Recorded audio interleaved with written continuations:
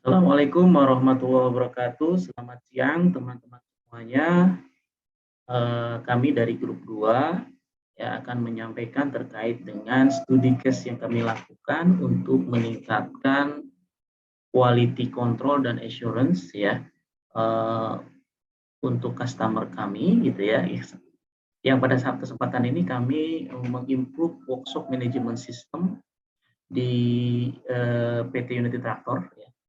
Dengan studi case kami ngambil di workshop on route Jakarta menggunakan sistem layout planning.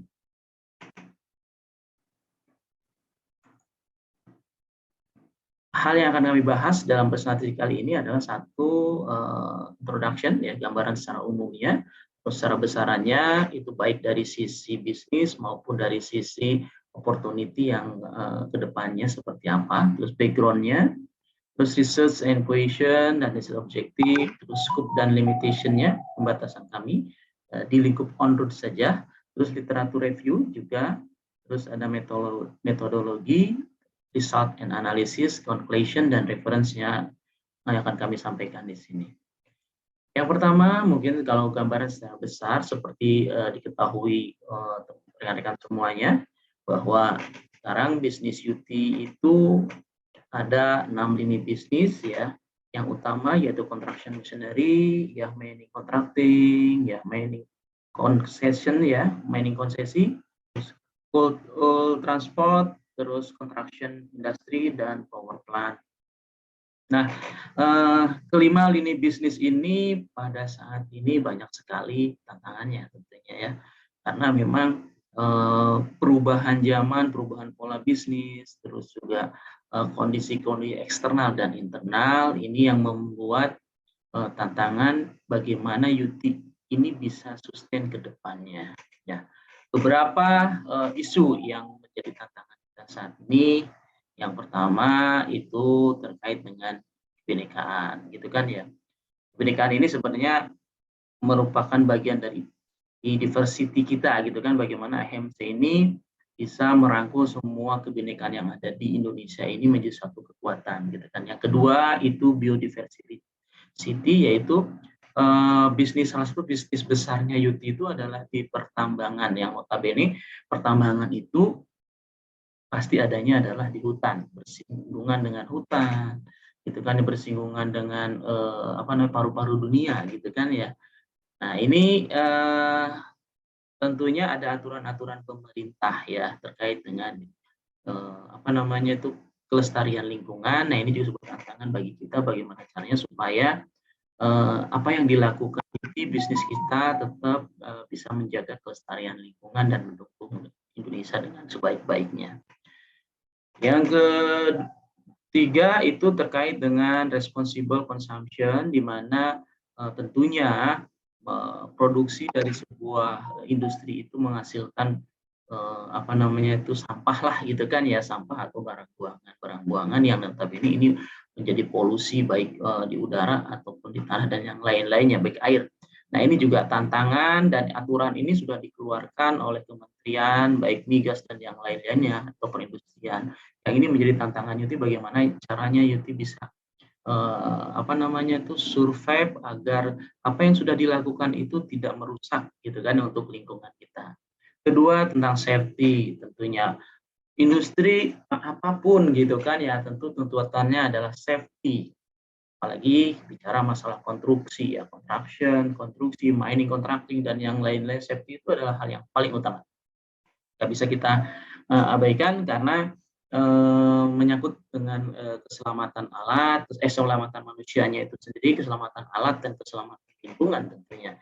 Ini menjadi tantangan buat kita supaya kita bisa sustain ke depan seperti apa. Terus ada lagi peraturan terkait dengan greenhouse ya, greenhouse atau aturan terkait dengan emisi CO2 dan sebagainya. Ini juga UT berusaha bagaimana caranya bisa mengikuti peraturan dunia tentunya. Kalau itu peraturan dunia dengan cara mengupdate teknologi, gitu kan, teknologi permesinan dan sebagainya, sehingga output dari gas buang, gitu kan ya, atau output dari limbah gasnya itu tidak berbahaya bagi lingkungan. Terus juga clean energy, gitu kan ya, saat ini kan kita bicara apa namanya, lagi gencar-gencarnya ESG gitu ya. ESG terkait dengan clean energy. Kita saat ini bergerak di coal. Coal itu salah satu sumber energi kita yang biasanya dipakai untuk industri, baik industri power plant maupun industri yang lainnya. Kedepannya juga UT juga memikirkan bagaimana kita menghasilkan atau bisa memproduksi energi-energi yang lebih clean, ya entah itu memanfaatkan apa namanya itu, tenaga air, tenaga angin, atau dan yang lain-lainnya. Nah, ini yang sudah Yuti pikirkan ke depannya agar Yuti bisa sustain. Nah, di tengah-tengah isu, keenam isu tersebut sebenarnya ada isu yang paling cukup signifikan impact terhadap operasional Yuti gitu kan ya, yaitu health during pandemic. Jadi adanya pandemi COVID ini terus terang hampir semua industri termasuk Yuti juga merasa terimbas gitu kan, terimbas yang cukup signifikan atas adanya pandemi. Tentunya ini merubah pola kerja, pola bisnis, pola transaksi dan yang lainnya yang harus dihadapi. Yang dulu orang bisa langsung ketemu dengan customer, sekarang tidak bisa. Karena memang secara peraturan dengan masa pandemi ini kita menghindari penularan COVID-19 ini, kita dituntut untuk bisa bertransaksi secara online. Ini adalah tantangan-tantangan yang sekarang dihadapi oleh Yuti dan tentunya bagaimana Yuti bisa menghadapi isu-isu seperti ini. Nah, apa yang dilakukan Yuti atau strategi apa yang dilakukan oleh Yuti? Tentunya ada 3 hal yang kita canangkan, yaitu diferensiasi, diversifikasi, dan digitalisasi. Diferensiasi dan digitalisasi itu di luar cakupan yang akan kita bahas gitu kan ya. Diversifikasi bisnis saat ini adalah kita berusaha untuk membesarkan bisnis on road gitu kan ya. Bisnis on road itu apa gitu kan ya? Bisnis untuk angkutan darat jalan raya, entah itu angkutan barang ataupun itu angkutan manusia. Nah, ini sangat penting gitu kan ya, dengan masa pandemi itu orang kan belanja mobilisasi itu benar-benar sudah menggunakan alat transportasi yang harus banyak dan menggunakan alat transportasi yang harus handal dan cepat gitu kan ya. Nah, UT sedang bagaimana kita bisa fokus ke sana, salah satunya kita meningkatkan layanan service support untuk alat-alat yang kita jual, alat-alat on-road yang kita jual berupa bus, terus truk juga gitu kan ya. Nah, seperti apa gitu kan ya opportunity ke depannya untuk bisnis on-road ini nanti akan dijelaskan oleh teman saya. Silakan. Terima kasih kepada Pak Asep atas penjelasannya.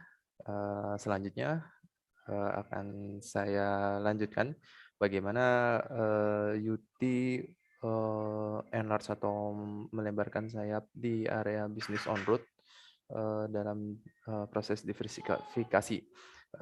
Di mana kami melihat secara opportunity di sini kami bagi menjadi 4 area secara Indonesia.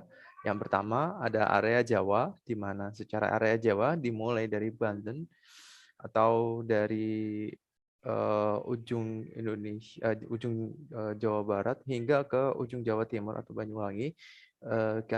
Di situ ada 5 rute besar, yakni ada rute Jakarta-Semarang, kemudian ada Jakarta-Surabaya atau Malang via Rembang, kemudian ada Jakarta-Malang via Tulung Agung, Jakarta Solo, dan yang terakhir ada Jakarta Cirebon Purwokerto atau Jogja. Nah, dari sini terlihat banyak bisnis on road ini melewati area Semarang dan Solo.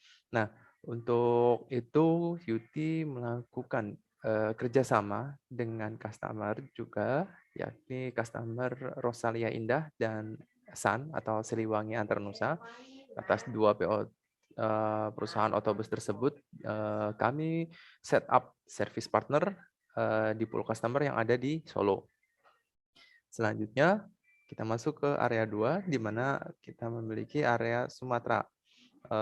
Area Sumatera ini bahkan lebih banyak secara rutenya ya, karena rutenya dimulai dari Aceh hingga ke Bengkulu.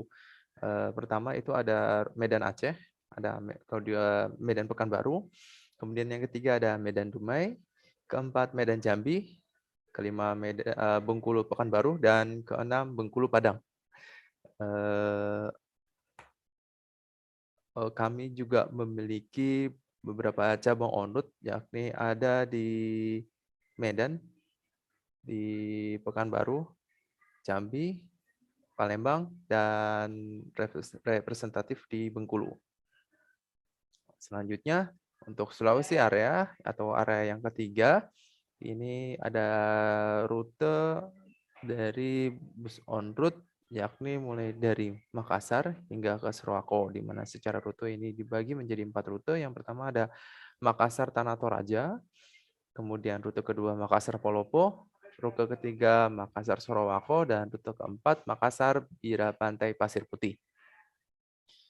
Dan yang terakhir kita ada Kalimantan area, di mana secara Kalimantan area untuk bus on route itu ada 2 rute. Yang pertama ada rute Pontianak Sintang atau Kalimantan Barat. Dan yang kedua ada Pontianak Kapuas Hulu via lintas Kalimantan Poros Tengah. Dan yang kedua ada di area Tabang atau Muaratai di Kalimantan Timur. Namun untuk area ini bis on route yang digunakan khusus untuk bis karyawan yang ada di area pertambangan di customer atau di perusahaan Indonesia Pratama. Demikian yang dapat saya sampaikan. Terima kasih. Baik, selanjutnya adalah untuk di area Jabodetabek. Berikut ini gambaran opportunity on route untuk populasi Transjakarta. Jadi di sini ada 3 tipe unit, yaitu K250, K320, dan K310. Dengan total populasi unit Transjakarta ini berjumlah 408 unit. Dimulai dari rute Depok Antasari hingga rute Cibitung Cilincing. Jadi di sini total rutenya ada 12 rute. Kemudian berikutnya adalah terkait selain opportunity dari penambahan rute, kita juga diuntungkan ya dengan peraturan pemerintah. Yang pertama ini terkait over dimension overload. Jadi yang akan diimplementasikan awal tahun nanti, tahun 2023 nanti, ini akan menjadi peluang ya untuk UT dalam menjual bis Scania dan after sales-nya. Selain itu yang kedua juga terkait implementasi standar emisi gas buang Euro 4 nanti akan diimplementasikan di April 2022. Oke, kemudian untuk slide berikutnya akan dijelaskan oleh Saudara Thomas. Terima kasih. Baik, terima kasih banyak Bapak dan Ibu atas waktu dan kesempatannya. Di sini saya akan menjelaskan dan melanjutkan apa yang sudah disampaikan oleh Saudara Farid. Di kesempatan kali ini saya akan menjelaskan terkait background dari proyek ini. Yang pertama adalah terkait background supporting on-road business. Jadi PT United Tractors ini mengembangkan bisnisnya untuk support on-road. Dan kita pun memiliki beberapa produk line-up yang sudah terjual di pasaran. Mulai dari liquid transport, general cargo, heavy haulage, special vehicle, intercity bus, dan city bus. Dari produk line-up yang sudah tersebar di pasaran ini, kita pun memiliki beberapa workshop untuk menunjang dan mensupport pekerjaan yang berkaitan dengan bisnis on-road. Nah, kita pun di Indonesia memiliki 7 workshop yang tersebar di kota-kota besar, dan di mana di setiap workshop tersebut atau di setiap cabang memiliki mekanik expert di bidang Scania, sehingga harapannya tim expert ini bisa mensupport optimal untuk unit-unit yang sudah terdelivery dari customer. Nah, untuk selanjutnya terkait workshop facility, jadi pada dasarnya dan pada awalnya United Tractors ini sudah memiliki workshop. Tetapi workshop-workshop yang sudah ada di cabang-cabang ini adalah basicnya untuk mensupport unit-unit alat berat. Sehingga harapannya di proyek kali ini kita melakukan improvement yang terkait facility dan manpower pun, sehingga kita bisa lebih optimal dalam mensupport unit-unit on-road. Lanjut ke background yang kedua adalah terkait challenging point. Di sini kita ada 2 poin besar yang berkaitan dengan eksternal dan internal. Untuk yang eksternal sendiri, terkait customer expectation, di sini ada 2 poinnya, di mana workshop kita dituntut bekerja dalam 24 jam, dan adanya garansi repair serta maintenance durasinya. Nah, jadi pada proyek kali ini, kita harapannya dari dua poin ini untuk setiap mekanik yang bekerja sesuai dengan shift-nya, baik itu grade yang sudah awal, menengah, ataupun akhir, itu bisa bekerja lebih optimal. Sehingga hasil baik pada hal yang bersifat kualitatif dan kuantitatif. Sehingga hasilnya pun bisa lebih optimal dan bisa sesuai dengan ekspektasi customer. Nah, untuk yang poin kedua adalah internal requirement, di mana beberapa program kita itu harus menyesuaikan juga dengan cost reduction program. Jadi ini tantangan kita untuk improvement workshop management ini, harapannya beberapa program yang akan kita lakukan itu bisa berkaitan juga dengan cost reduction program, sehingga hasilnya pun bisa efektif dan optimal, dan bisa menyesuaikan dengan ekspektasi customer.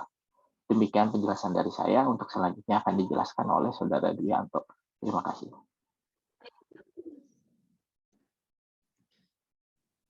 Semangat pagi Bapak-Bapak. Lanjut dengan materi research problem dengan saya Dwianto Nugroho. Di kategori research problem ini kami coba mengkategorikan beberapa kategori ya, menjadi 5 kategori berdasarkan color yang ada.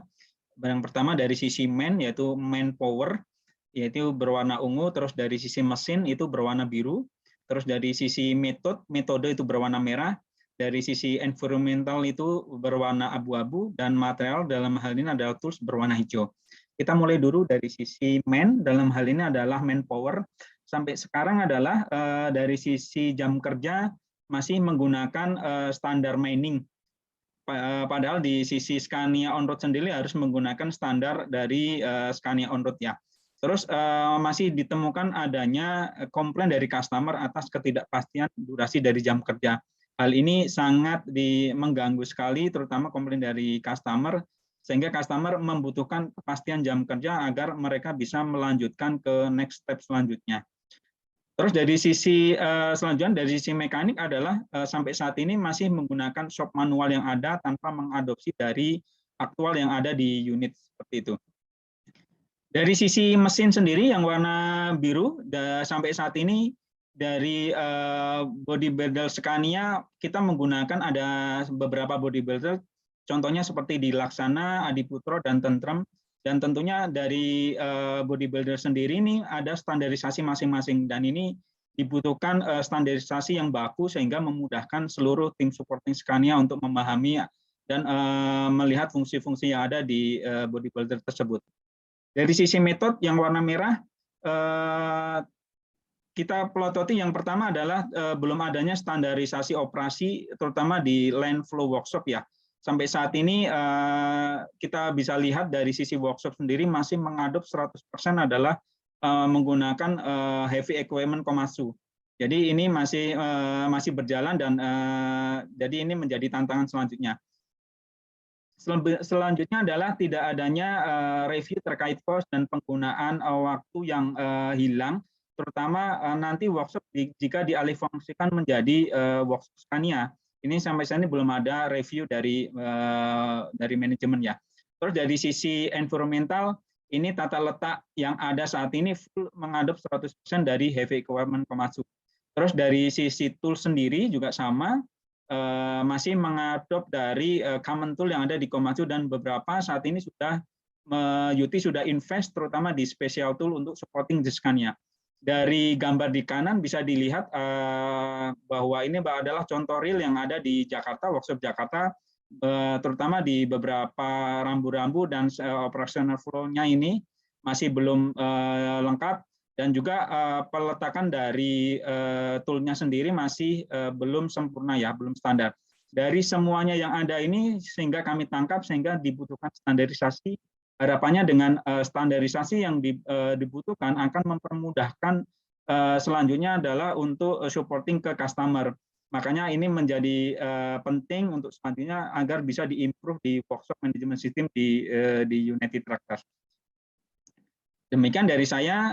Selanjutnya akan dilanjutkan research problem selanjutnya oleh Mas Eko. Silakan. Terima kasih.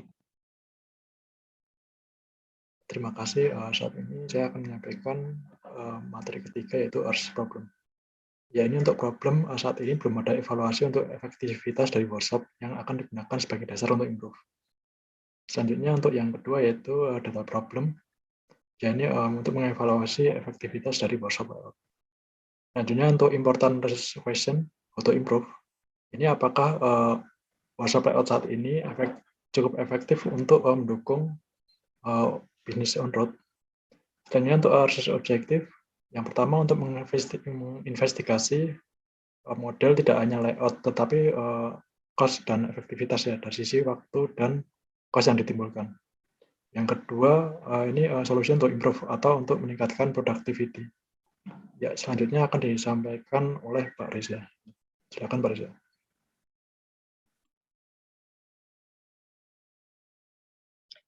Baik, terima kasih atas waktu dan kesempatannya. Perkenalkan, nama saya Reza Mahaputra. Nah, saya akan melanjutkan presentasi ini terkait dengan skop dan limitasi. Yang pertama, dari 7 workshop yang tersebar di seluruh Indonesia, kami akan pilih satu workshop PT United Tractor on road cabang Jakarta, di mana populasi di area tersebut merupakan populasi paling banyak dan kemungkinan akan dijadikan contoh untuk lokasi yang lainnya. Dan untuk penelitian ini kami batasi pekerjaannya untuk proses maintenance saja. Demikian. Baik, saya Latif. Selanjutnya di sini kita akan bahas tentang literatur review pada research ini. Yang pertama dari Richard Nutter dan Lee Hales tentang SLP, System Layout Planning, di mana toolnya yang kita kutip yaitu tentang Activity Relation Chart. Kemudian dari Yusuf tentang efisiensi in industrial sector. Jadi kita kutip di sini tentang DMAIC dan cost and effect analisisnya. Kemudian dari Wikyo Subroto tentang layout factory dan material handling, dan dari United Tractors sendiri tentang company profile, detail, kami kutip tentang dealer point yang ada, serta product line up untuk support on-road business ini. Selanjutnya ada dari Andrian Tantri tentang perhitungan material handling cost, dan kami juga kutip formulanya. Selanjutnya dari Dewi Khoiri dan Efranto dalam jurnalnya tentang next process dari activity relation chart, yaitu activity relation diagram. Nah, berikut detailnya. Menurut Wikyo Subroto bahwa workshop ini ada 2 hal penting yang kita bisa atur, yaitu tentang mesin layout-nya dan departemen layout-nya. Selanjutnya dari Andrian Tantri, ini adalah formula yang kami dapat untuk mendapatkan cost per meter, yaitu dengan membagi seluruh operasional material biaya yang muncul mulai dari penggunaan forklift, kemudian overhead crane, listrik, air, dan segalanya yang mendukung proses pekerjaan yang ada di workshop dibandingkan dengan jarak antar pergerakan mekanik dalam hal ini, baik dalam melakukan perawatan unit dengan menggunakan tools ataupun pendistribusian spare part dari warehouse menuju workshop atau dari tempat yang ada dari workshop itu sendiri. Selanjutnya yang kami dapat dari Chad Nutter dan Lee Hales yaitu tentang activity relation chart, di mana di sini kita bisa mendapatkan gambaran hubungan antar tempat yang ada dalam layout workshop existing ya di cabang Jakarta ini. Kemudian dari Dewi Khoiri dan Efranto yaitu tindak lanjut dari activity relation chart, di mana di sini kita mengklasifikasi hubungan antar ruangan, yaitu kita bisa mendefine seberapa pentingnya, yaitu di sini ada absolute necessary, kemudian ada especially important, kemudian ada yang important, ada yang oke, kemudian ada yang tidak penting, dan atau bahkan tidak dibutuhkan sama sekali. Ya, selanjutnya ini adalah metodologi yang kami lakukan dalam research ini.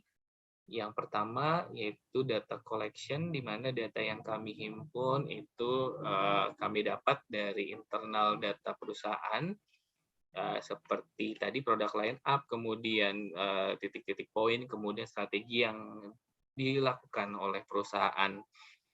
Kemudian dari customer data ini terkait komplain isu, dan dari eksternal data yaitu tentang isu keberlangsungan perusahaan. Kemudian dari data tersebut kami validasi dan kita lihat scope-nya, kemudian kita measure dan kita sandingkan dengan literatur yang ada. Dan akhirnya bisa terdefine apa sih research question-nya, problem yang sebenarnya terjadi, dan dalam penelitian ini kita membatasi agar lebih fokus dan mendapatkan hasil yang tepat dan yang kami inginkan. Dari itu semua kami menggunakan tool dari turunan Six Sigma, yaitu DMAIC, Define, Measure, Analysis, Improve, dan Control. Dan juga menggunakan 3 tool dari SLP, yaitu Activity Relation Chart, kemudian Activity Relation Diagram, serta perhitungan cost material handling. Dan harapannya dengan tool tersebut kita akan mendapatkan hasil suggestion bagaimana untuk meningkatkan productivity yang ada di workshop cabang Jakarta, khususnya untuk pengembangan on-road business. Karena sebelumnya workshop ini diciptakan untuk alat berat awalnya, dengan perubahan strategi perusahaan, di mana workshop ini digunakan untuk bisnis on-road. Jadi hal ini menarik untuk kita kaji. Begitu. Sekian dari kami. Semoga bermanfaat. Sampai jumpa kembali dan salam sehat selalu. Ciao.